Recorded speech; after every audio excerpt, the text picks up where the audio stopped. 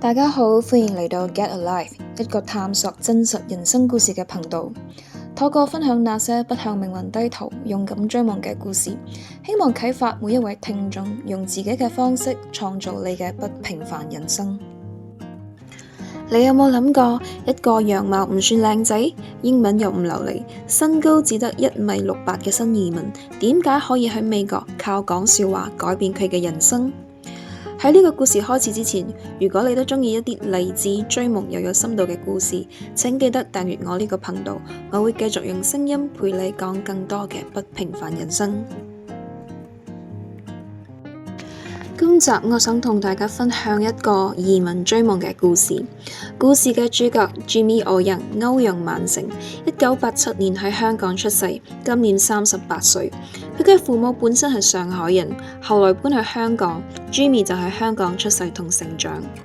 佢喺13歲嗰年，即是2000年，佢哋一家移民去美國洛杉磯。其實 Jimmy 嘅阿姨同婆婆早已經喺美國生活，而佢嘅父母會選擇移民，最主要嘅原因係想 Jimmy 同佢嘅細佬 Roy 有更好嘅教育機會。去到美國之後 ，Jimmy 就讀 Beverly Hills High School， 後來佢考入咗 UC San Diego 主修經濟，喺2009年畢業。最特別嘅係，佢畢業典禮嗰日嘅嘉賓，竟然就係日後 Silicon Valley 嘅製作人 Mike Judge， 兩個都係 UCSD 嘅校友，亦係日後改變佢命運嘅人。啱啱去到美國嘅時候 ，Jimmy 冇乜人睇得起佢，因為佢嘅樣唔算靚仔，英文又唔流利。但係佢講過一句說話，令我印象好深刻。佢講：我唔係靚仔，我英文唔正，但如果我唔可以講出我自己嘅故事，就永遠都唔會有人知道我嘅存在。為咗追夢 ，Jimmy 試過揸 Uber、做 DJ、賣二手車，仲嗌過無數嘅免費演出，只為咗揾到屬於佢自己嘅舞台。Jimmy 除咗識講英文之外呢，其實佢仲識講上海話、廣東話、普通話同埋好多嘅地道語言。師傅幫我拍2張照。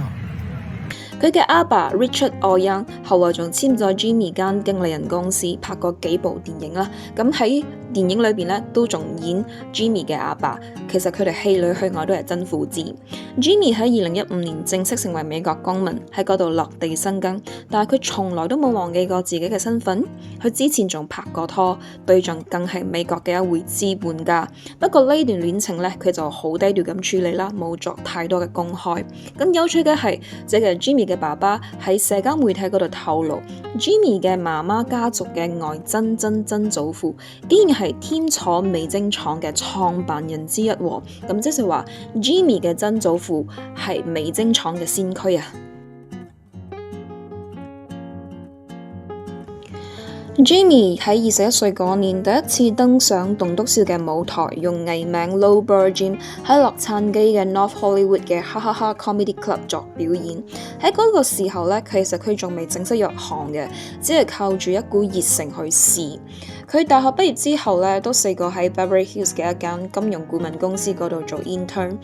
雖然佢有返工啦，但係佢都覺得自己冇乜熱誠，唔開心。最後佢都 reject 咗對方提供嘅長工。為咗完成佢嘅學位呢，佢返咗 San Diego 嗰度生活咗一段時間。不過佢都覺得好辛苦，因為佢需要靠賣二手車，幫嗰啲脫衣舞場做 DJ 啊，甚至喺嗰啲 comedy club 嗰度做大衛生，晚晚都要去 Comedy Palace 嗰度做免費嘅表演。就喺嗰度，佢遇到咗佢人生導師 Sean Kelly， 一位資深嘅棟篤笑演員，日後仲製作咗綜藝節目 Storage Hunters。後嚟 Jimmy 再次返到洛杉磯，開始嘗試接演戲嘅工作。因為 Central Casting 嘅報名門檻低，所以佢去咗登記，仲同時註冊咗幾個演員嘅網站，希望可以揾到機會。咁有人同佢講，拍廣告係有重播費可以收嘅，咁佢就開始諗，不如試下演戲啦，一邊可以上堂學演技，一邊可以繼續跑棟篤笑。咁最終佢都揾到第一間代表佢嘅經紀人公司，就係 Rester Talent Agency。2012年，佢正式喺 CBS 嘅 Two Brokers 裏邊登場，第一次出現喺電視劇。2014年，佢第一次登上深夜棟篤笑節目。佢又喺 Criminal Minds 入邊演一位精神崩潰嘅高中生。佢飾演嘅 Silicon Valley 入邊口音好重嘅 Jane Young， 原本只係客串做3集，點知個角色大受歡迎，最後佢仲升呢成為主角之一，開啟咗佢喺喜劇界嘅第一道門。咁之後咧，佢都開始接演更多嘅電影啦，包括 Crazy Rich Asians、Space Force， 甚至第一次喺 Netflix 嘅愛情喜劇 Love Heart 入邊做男主角，證明咗咧亞洲人唔一定淨係做配角，唔靚仔都可以拍愛情戲嘅。佢用幽默打破咗偏見，用堅持行出咗屬於自己嘅路，仲推出埋自己嘅 comedy show Good Deal 同埋 Guess How Much， 向世界講出自己嘅聲音。Jimmy 最初只係客串 HBO 劇集 Silicon Valley， 而且每集只係攞900蚊嘅美金，但係佢都照樣用呢筆錢去買咗架車，喺拍攝空檔期間靠住揸 Uber 嚟搵生活費。佢演嘅呢個角色 Jane Young 係一個口音好重同埋性格有啲古怪嘅開發者。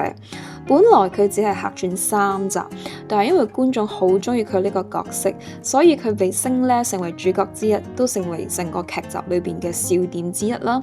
咁喺 Silicon Valley 喺升做主角之前呢，其實 Jimmy 已經獲得另一部劇嘅男主角嘅，但係因為呢部劇呢要求佢要全職投入，咁佢就會錯過 Silicon Valley 嗰個機會。咁 Jimmy 呢最終都放棄咗另外一套劇嘅主角嘅呢個機會啦，佢選擇留喺 HBO， 咁就係因為佢呢個選擇呢，就改變咗佢嘅人生。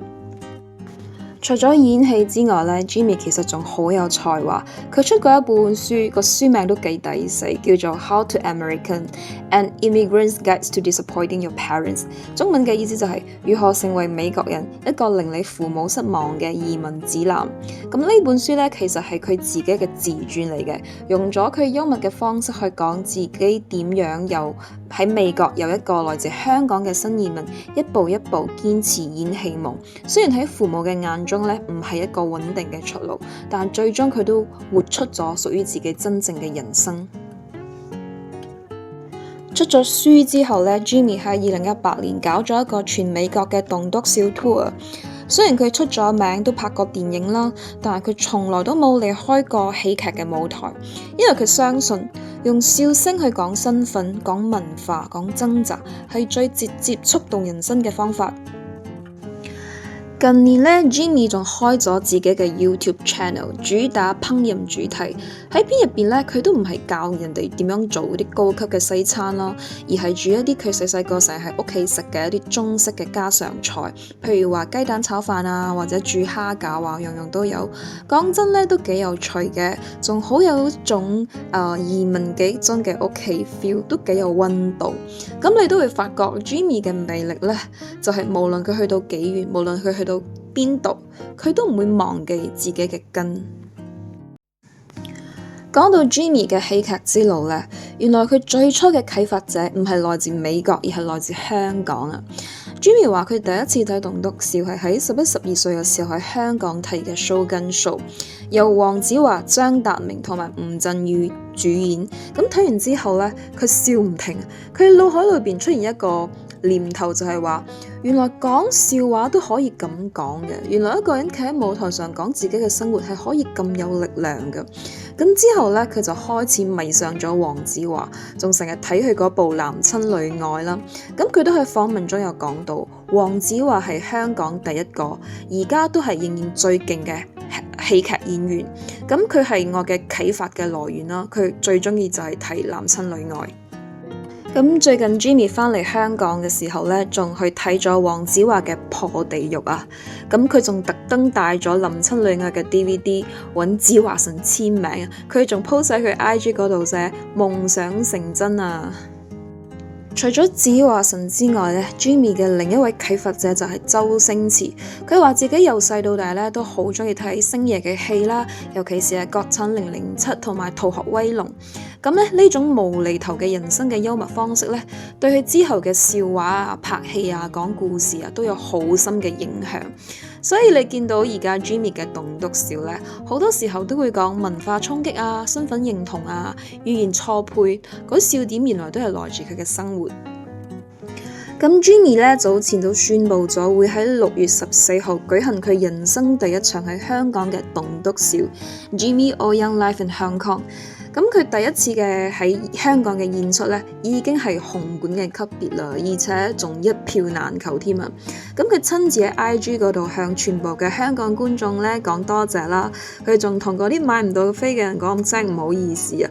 不過咧，佢都帶嚟另一個喜訊啊，就係佢宣布喺6月13號多加一場嘅。咁消息一出咧，嗰啲網民咧即刻炸開留言區嗰度放好多嘢，好多留言啊！Jimmy 一路用笑話講身份、講文化、講邊個先係主流，但最打動我嘅唔係佢講笑話講得有幾好笑，而係佢嘅真誠、佢嘅初心，同埋佢一直都冇忘記自己係邊度嚟嘅。咁佢都證明咗一樣嘢，就係你唔需要好靚仔，你唔需要好完美，就算你係 ABC，你都可以發光。依家你睇下啦，佢連紅館都要加場，買飛都要搶啊！依家連搶都搶唔到啊！如果你都同我一樣俾 Jimmy 嘅故事感動到嘅話，記得俾我一個 like 同埋留言話俾我知你最欣賞 Jimmy 嘅邊一點，係佢嘅堅持、幽默，定係佢冇忘本呢？